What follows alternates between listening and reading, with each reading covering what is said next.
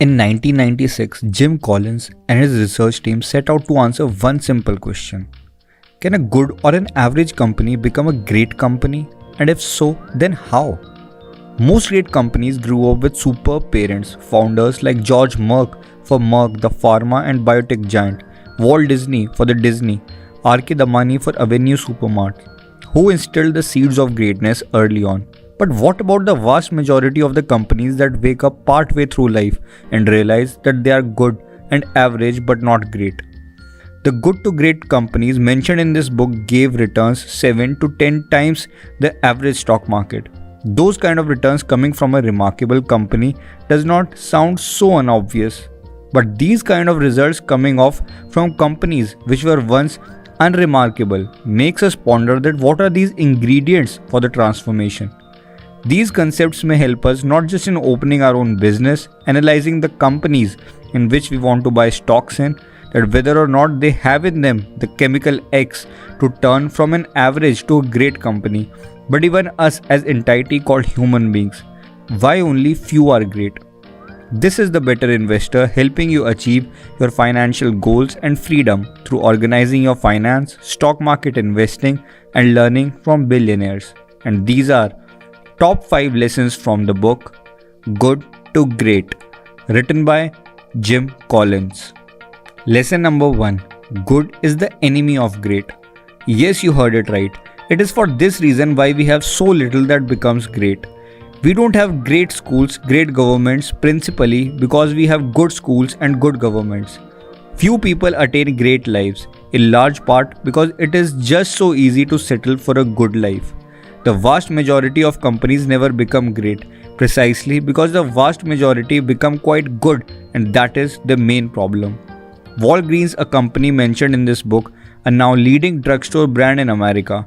Jim asked the CEO, Cork Walgreen, to go deeper to know the key concept to go from good to great, and he said, once he understood a simple concept, which was to be the best, most convenient drugstore with high profit per customer visit, they just scaled the concept consistently without deviating from it. It embarked on the systematic program to replace all inconvenient locations with the convenient ones, preferably a corner location in the market. If a great corner location would open up just half a block away from profitable Walgreens store in good location, they would shut down the good store even at the cost of $1 million of lease cost to open the store in great location. They were the first to start the concept of drive-through in America, which was later copied by many fast food chains of the like of McDonald's and Burger Kings.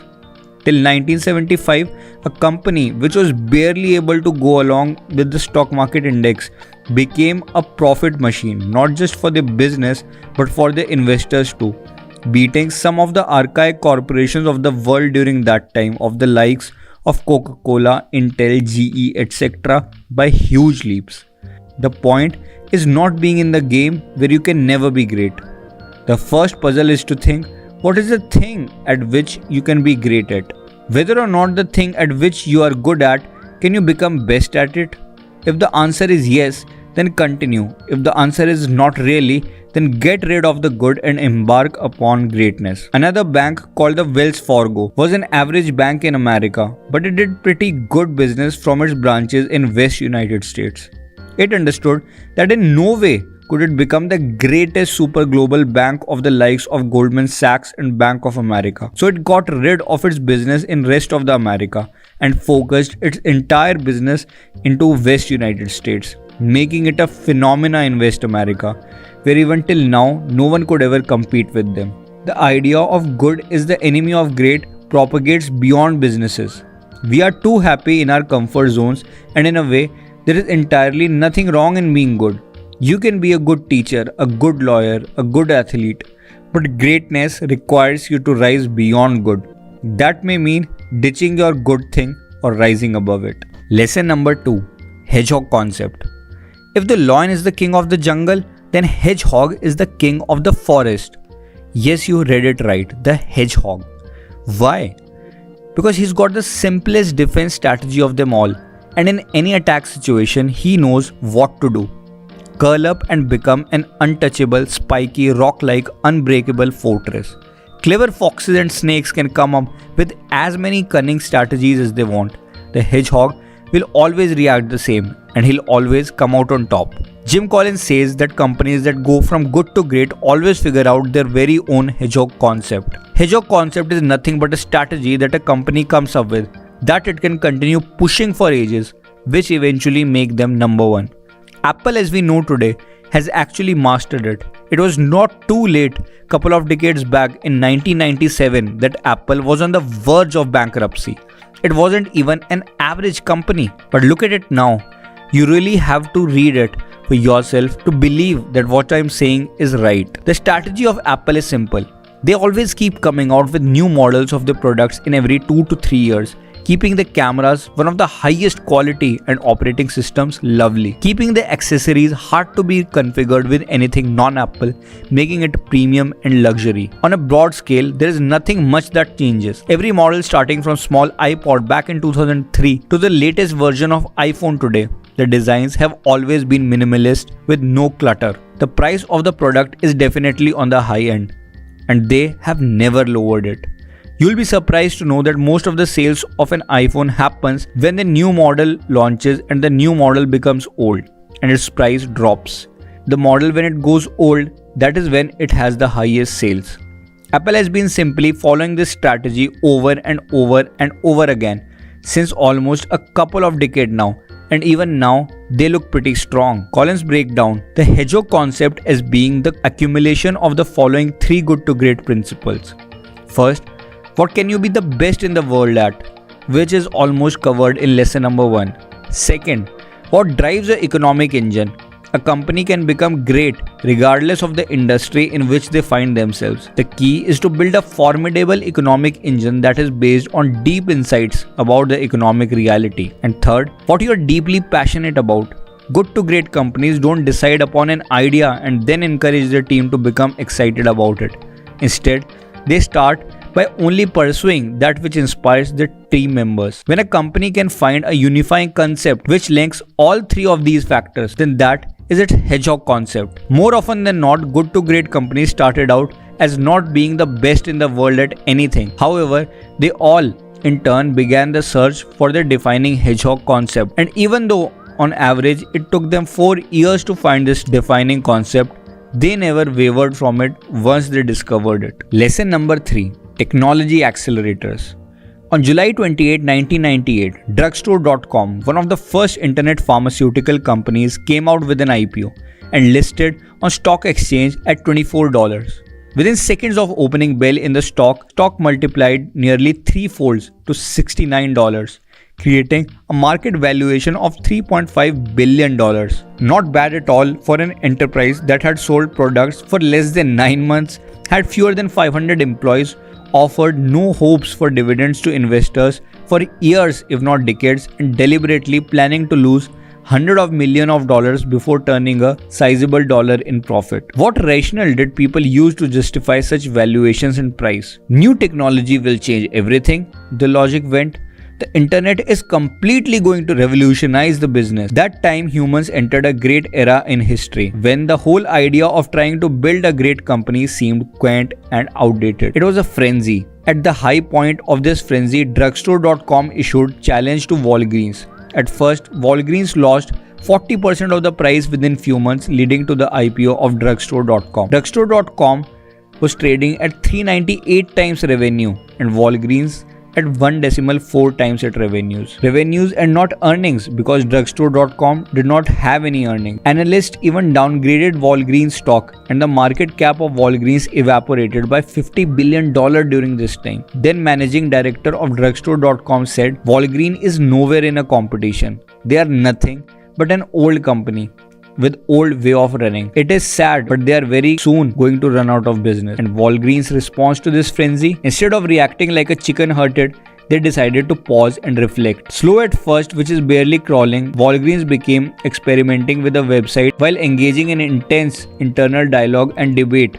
about its implications with the concept of its own peculiar hedgehog concept. How will internet connect to our convenience concept? They tied up with doctors to fill prescription online and pick up medicines from the window, which was the pharma drive-through concept, or have it shipped to you more convenient. Then finally Walgreens bet big, launching an internet site as sophisticated and well designed as Pure.com's. As it happened, Walgreens stock price started zooming up back in the old trajectory. And now you may ask, what happened to the Drugstore.com? A year later after its IPO, Drugstore.com continued to accumulate losses.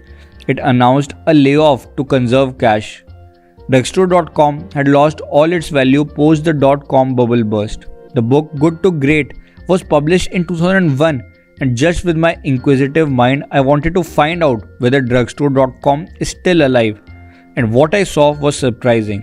Drugstore.com was acquired by Walgreens in 2011 for a mere $409 million. That for me was a complete thug life on part of Walgreens. The point author tries to make is that good to great companies see technology as an accelerator. Always be wary of new innovations. Only jump on bandwagon once you're convinced they help you improve your hedgehog concept. VisiCalc was the first to innovate spreadsheet idea, later copied by Microsoft to make Excel. Microsoft PowerPoint, of which we know today, was developed by a company called Forethought and the program called Presenter. Microsoft was not the one to innovate it. Reliance Industries Jio was not the first one to run behind telecom innovation in India. Google was not the first search engine. Facebook was not the first social media platform. Good to great companies are not sheeps who run behind new innovation and technology. They patiently wait and reflect. They use technology to accelerate the business and not as the key concept to thrive on it. Lesson number 4. The flywheel. For this good to great principle, Collins conjures up the image of an individual trying to move a considerable 5,000 pound metallic disc, which is a flywheel, which is mounted horizontally on an axle. At first, it seems impossible to push.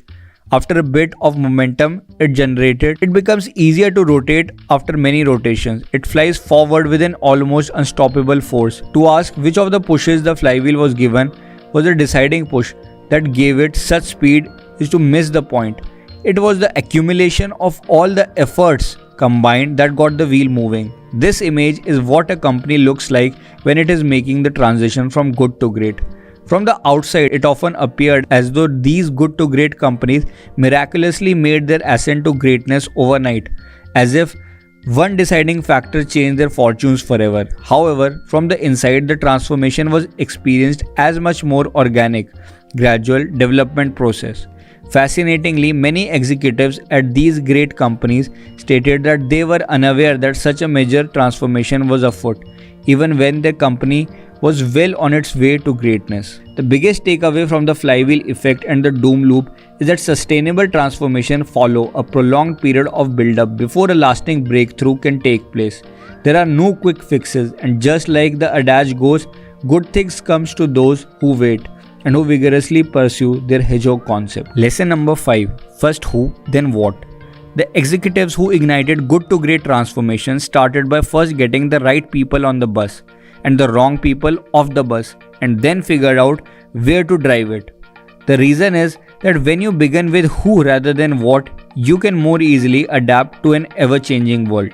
To be clear, the key takeaway here is not just hiring the right people. Instead, it's that hiring the right people comes before determining vision, strategy, structure, or tactics. Such people should be recruited primarily for their character and work ethic rather than because of their education, skills, or knowledge that can be acquired on the job. Here are 3 practical disciplines for making people decisions. First, when in doubt, don't hire and keep looking. When you know that you need to make a change, act. Put your best people on the biggest opportunities, not your biggest problems.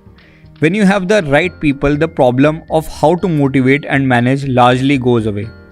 The right people don't need to be tightly managed or fired up. They are self-motivated and capable of generating results. So creating an environment where hardworking people can thrive and lazy workers jump ship or let go.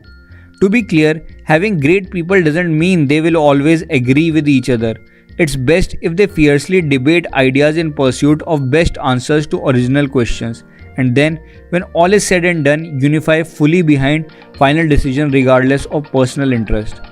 For contrast, Comparison companies often took the genius with a 1,000 helpers approach. A bold leader would set up the vision and then coordinate with helpers to turn it into reality. Unfortunately, this approach fails apart whenever the leader leaves the organization. Let's have a quick recap. The vast majority of companies never become great precisely because the vast majority become quite good, and that is their main problem. The first piece of puzzle in Hedgehog concept is to identify what you can be great at. If being great means to leave the thing you are good at, you must do so. Hedgehog concept is simple focused strategy that a company embarks upon its transformation. The three questions that lay foundation for Hedgehog are: what is the single most thing you can be great at? What can drive your economic engine, and what are you deeply passionate about? Good to great companies are not sheeps who run behind new innovations in technology. They patiently wait and reflect. Only when they feel that the technology can be of any value addition to their Hedgehog concept, only then do they add new innovation and technology to the system. They prefer being a copycat than an innovator themselves. Sustainable transformations follow a prolonged period of build-up before a lasting breakthrough can take place. There are no quick fixes, and just like the adage goes, good things comes to those who wait. The executives who ignited good to great transformation started by first getting the right people on the bus and the wrong people off the bus, and then figured out where to drive it. Hiring the right people comes before determining vision, strategy, structure, or tactics. Such people were recruited primarily for their character and work ethic rather than for educational skills or knowledge. That's it, guys. If you like the video, please like, share, and subscribe. You can check out my last video on the Bible of Growth Investing written by Terry Smith. I will come again soon with summary of another investing book. Until then, cheers, guys.